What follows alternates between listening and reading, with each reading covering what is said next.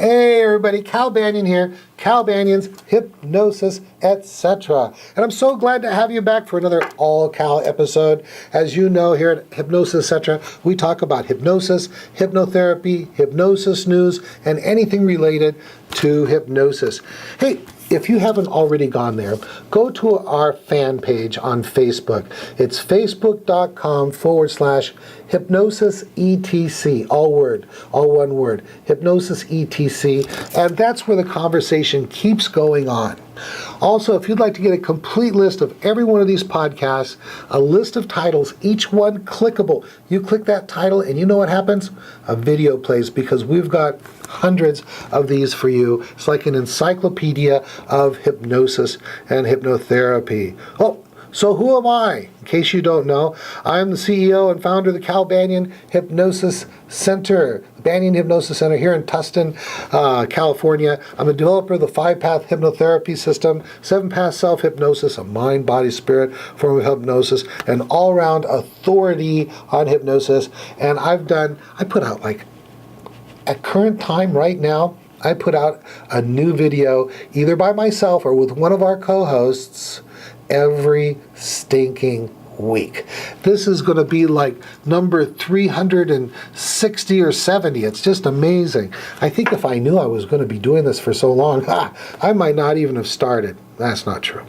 All right, upcoming courses.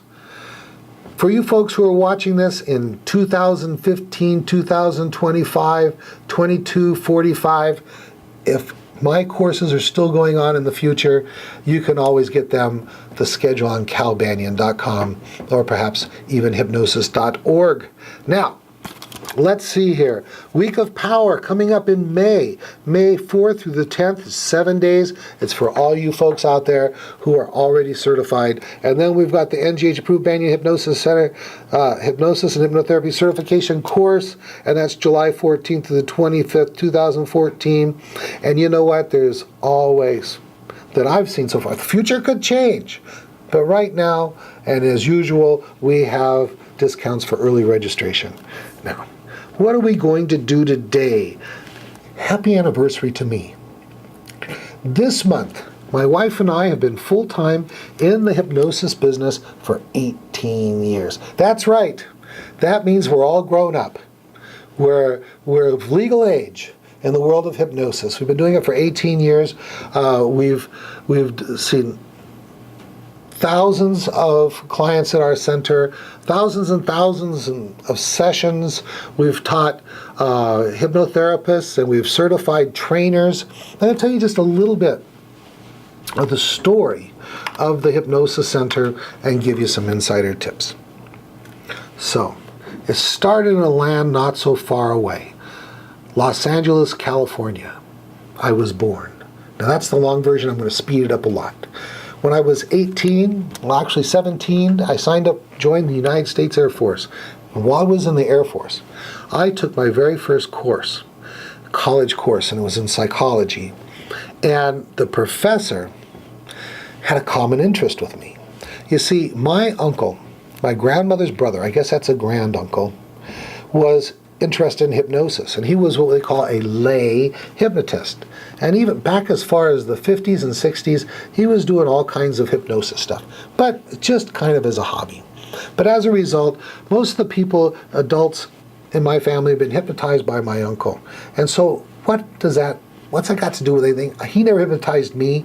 He didn't train me in hypnosis, but I grew up in a family where hypnosis was not all that weird. So, when I always had this kind of interest in hypnosis, but I never really did anything about it until I met this professor in college when I was taking psychology when I was in the Air Force. And he had an interest in hypnosis, and he said, if you're interested, want to learn how to hypnotize, get, and he listed some books. By golly, I got those books, I started reading them, and before you know it, I was hypnotizing my friends.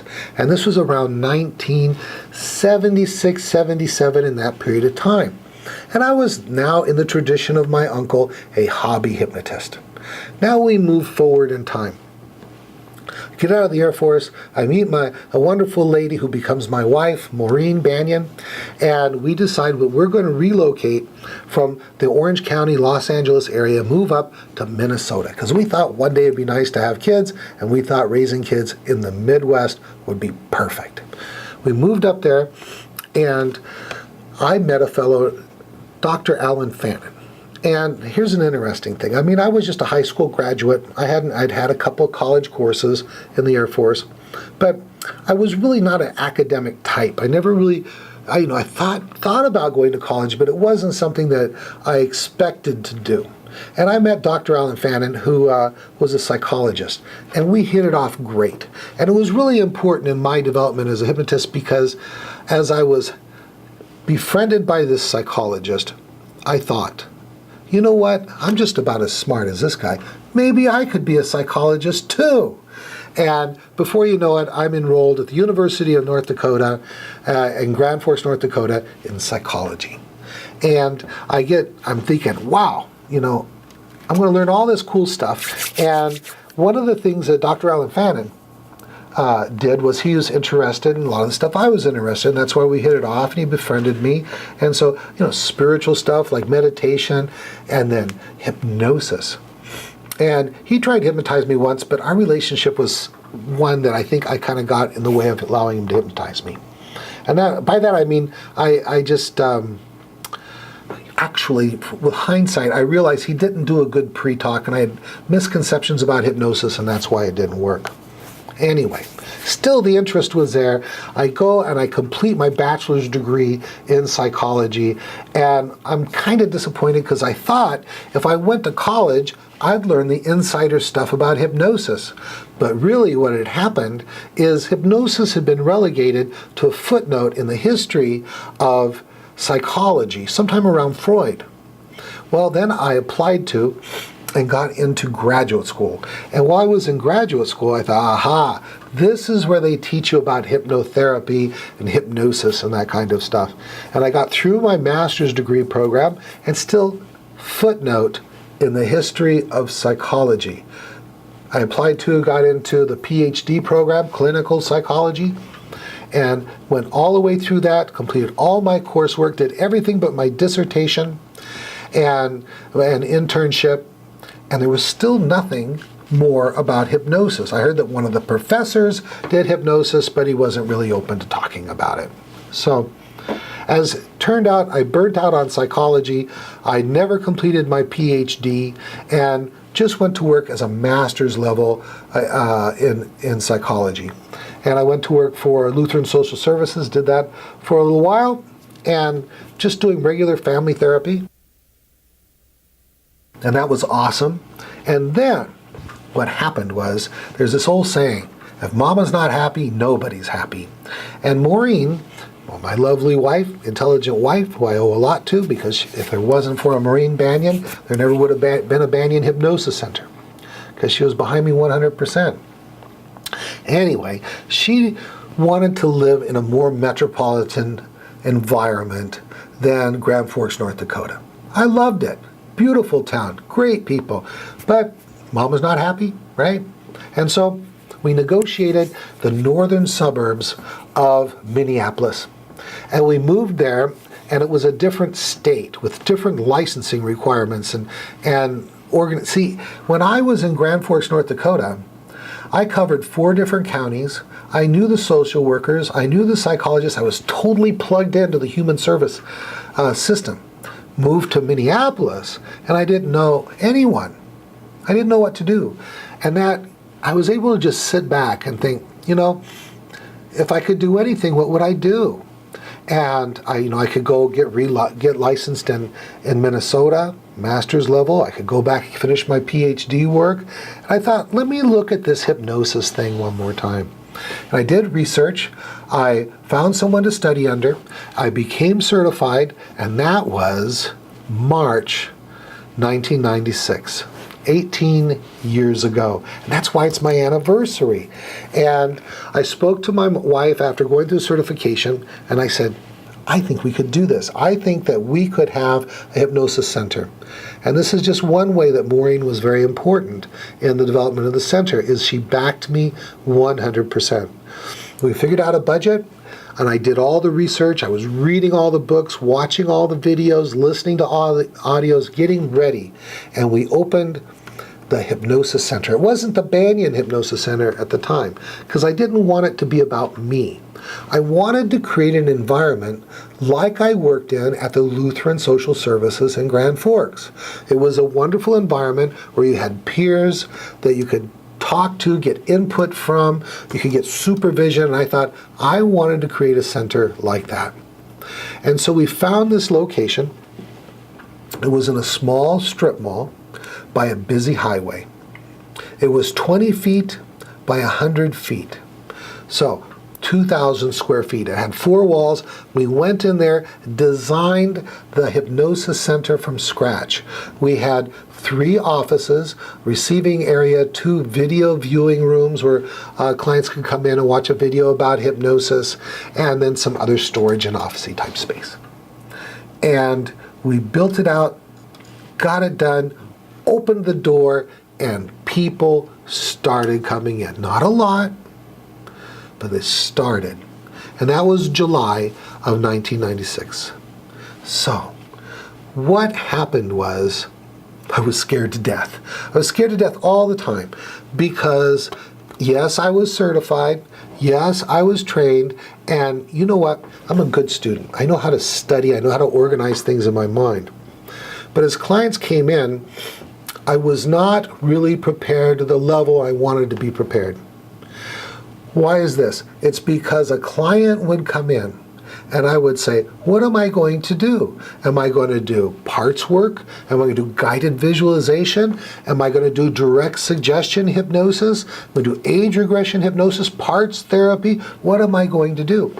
And I felt like I was always just going by the seat of my pants. And that's when it happened. I realized I needed to be more organized. And it just so happened at the time, I began reading this book called The E-Myth. I believe it's by Gerber. The E-Myth. It changed everything for me because I had a lot of training in psychology.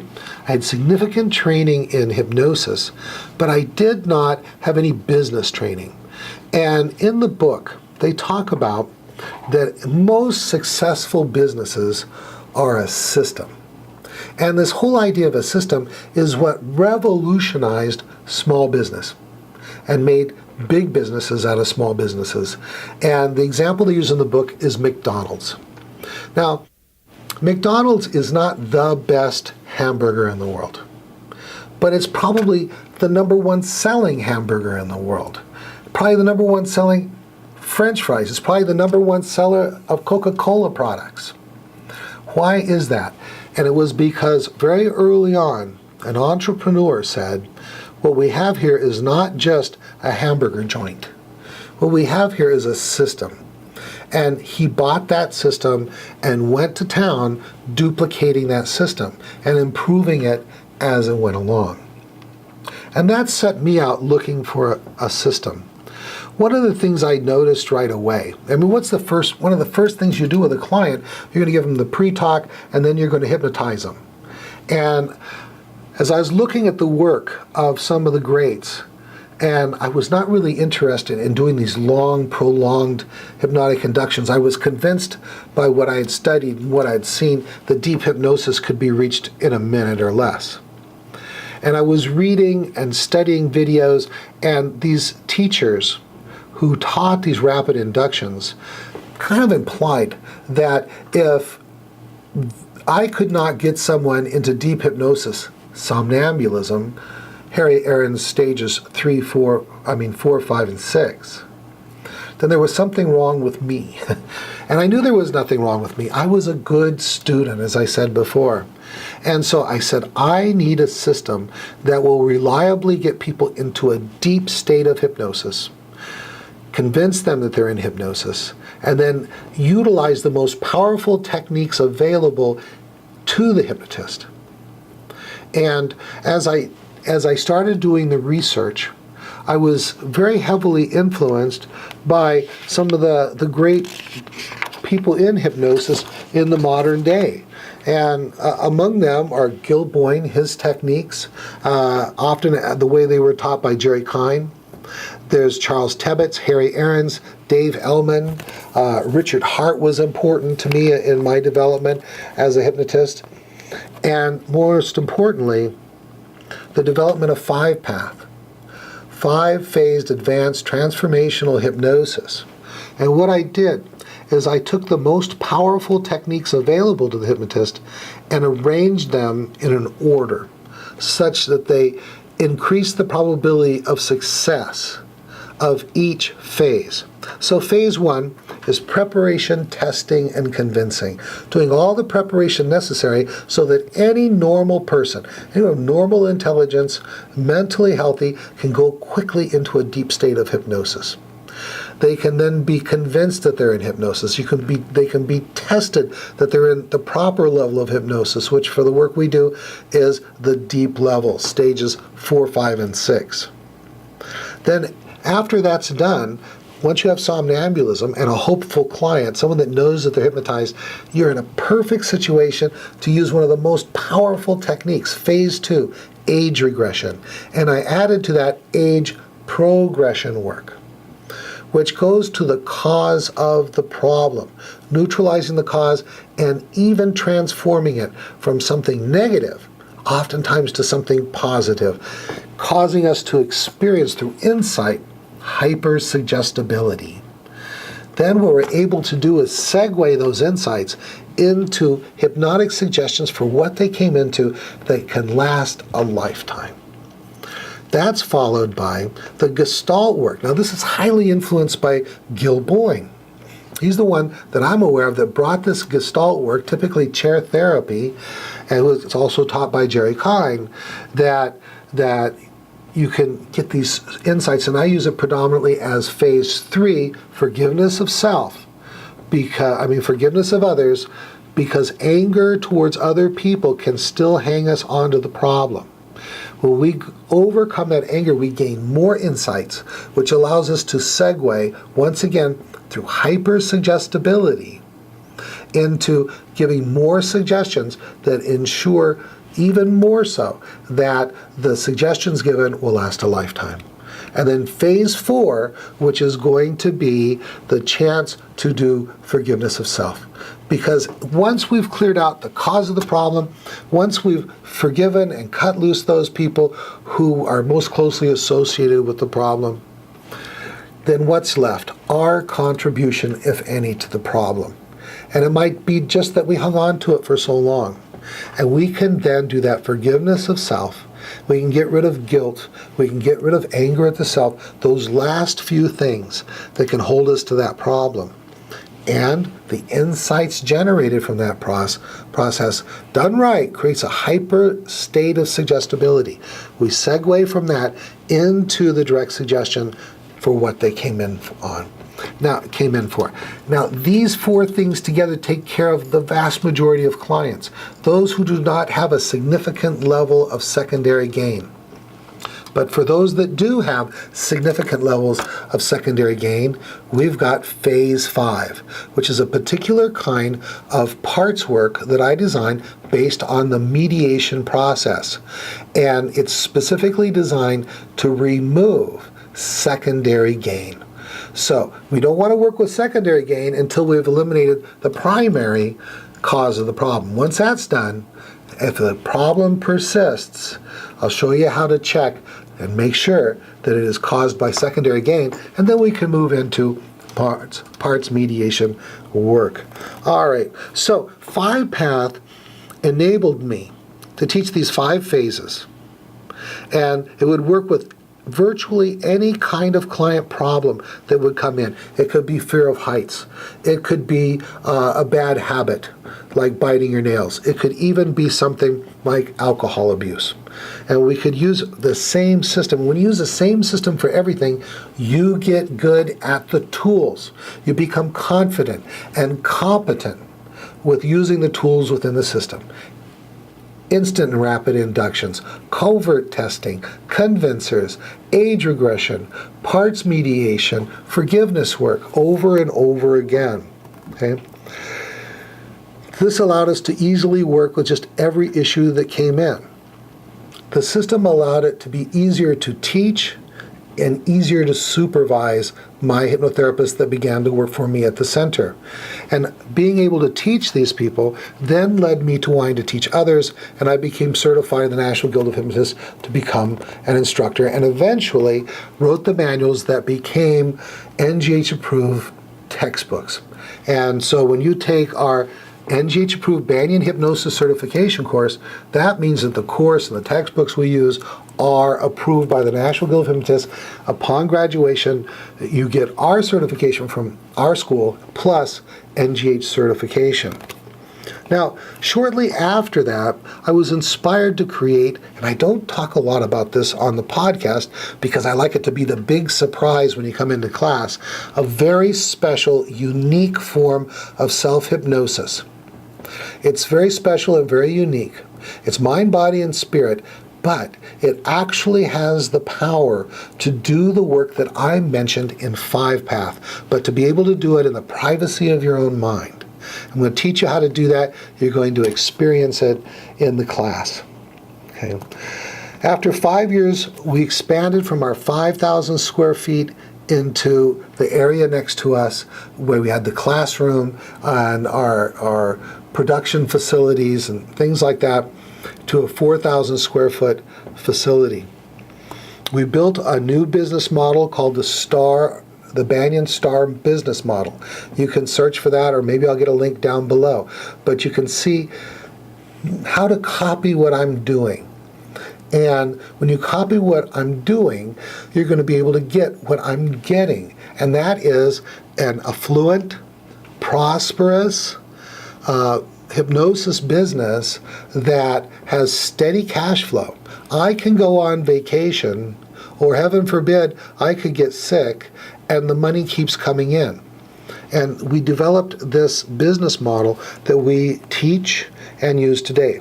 After 10 years in Minnesota, in Minneapolis area, we relocated to Tustin, California. I'm originally from Los Angeles. Maureen and I lived in Orange County before we went to Minnesota. And after 24 years in North Dakota and Minnesota, loved the people, but got tired of the winters and relocated back to Orange County, where we continue teaching, training people, coaching people. That's something new. We now offer coaching to our graduates. Very selective. It's not for everybody. If you take our course, ask about my coaching program. It's one-on-one. It's better than the internship. It's better than the externship. And it's the best way to do the most you can to ensure hypnosis success for your business.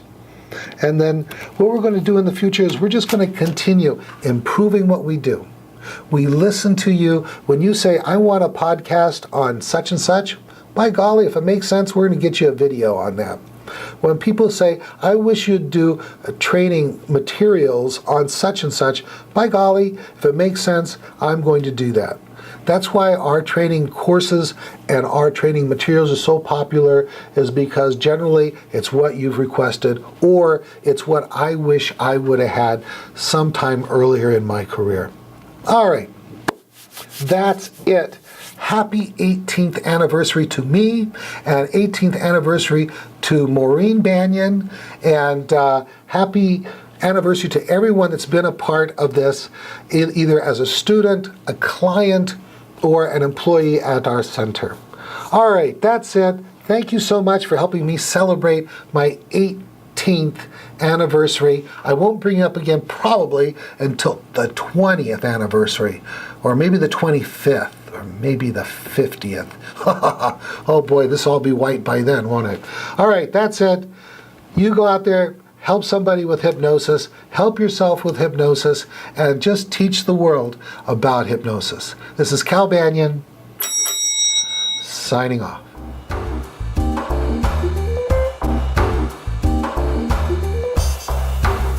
This recording is the property of Cal Banyan and the Banyan Hypnosis Center for Training and Services, Incorporated.